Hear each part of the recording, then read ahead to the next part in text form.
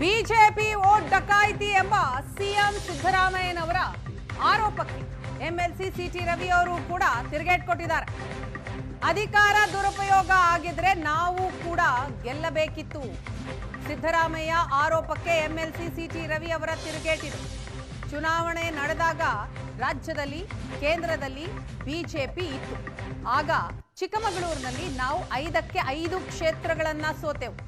ಅಧಿಕಾರ ದುರುಪಯೋಗ ಪಡಿಸಿಕೊಂಡ್ರೆ ನಾವು ಗೆಲ್ಲಬೇಕಿತ್ತು. ನ್ಯಾಯಾಲಯ ಆದೇಶ ಮಾಡಿ ಮರು ಎಣಿಕೆಗೆ ತೀರ್ಪು ನೀಡಿದೆ. ಕಸ್ಟೋಡಿಯನ್ ಯಾರು? ಮತಯಂತ್ರಗಳ ಜವಾಬ್ದಾರಿ ಯಾರದ್ದು? ಯಾವ ಗೆಲುವಿನ ಬಗ್ಗೆ ನೀವು ಆಪಾದನೆ ಮಾಡ್ತಿದ್ದೀರಿ ಅಂತ ಪ್ರಶ್ನೆ ಮಾಡಿದ್ದಾರೆ. ಮುಖ್ಯಮಂತ್ರಿಗಳು ಹಿರಿಯರು, ಜವಾಬ್ದಾರಿ ಸ್ಥಾನದಲ್ಲಿರೋರು. ನಾನು ಅವರಿಗೆ ಹೇಳಕ್ಕೆ ಬಯಸ್ತೇನೆ, ಚುನಾವಣೆ ನಡೆದ ಸಂದರ್ಭದಲ್ಲಿ ಕೇಂದ್ರದಲ್ಲೂ ಬಿ ಜೆ ಪಿ, ರಾಜ್ಯದಲ್ಲೂ ಬಿ ಜೆ ಪಿ ಇತ್ತು. ನಾನು ರಾಷ್ಟ್ರೀಯ ಪ್ರಧಾನ ಕಾರ್ಯದರ್ಶಿಯಾಗಿದ್ದೆ. ನಮ್ಮ ಜಿಲ್ಲೆಯ 5ಕ್ಕೆ 5 ಸ್ಥಾನಗಳನ್ನು ನಾವು ಸೋತ್ವಿ. ಅಕಸ್ಮಾತು ಅಧಿಕಾರ ದುರುಪಯೋಗ ಪಡಿಸ್ಕೊಳ್ಳೋದಾಗಿದ್ದರೆ ನಾವು 5 ಸ್ಥಾನ ಸೋತು ನೀವು ಗೆಲ್ಲುವ ಪರಿಸ್ಥಿತಿ ಬರ್ತಿರಲಿಲ್ಲ.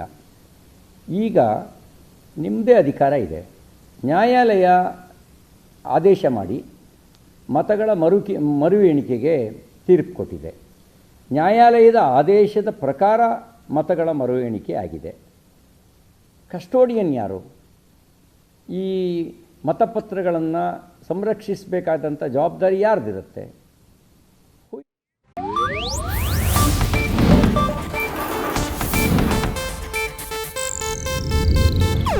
ಇದು ಏಷ್ಯಾನೆಟ್ ನ್ಯೂಸ್ ನೆಟ್ವರ್ಕ್ ಪ್ರಸ್ತುತಿ.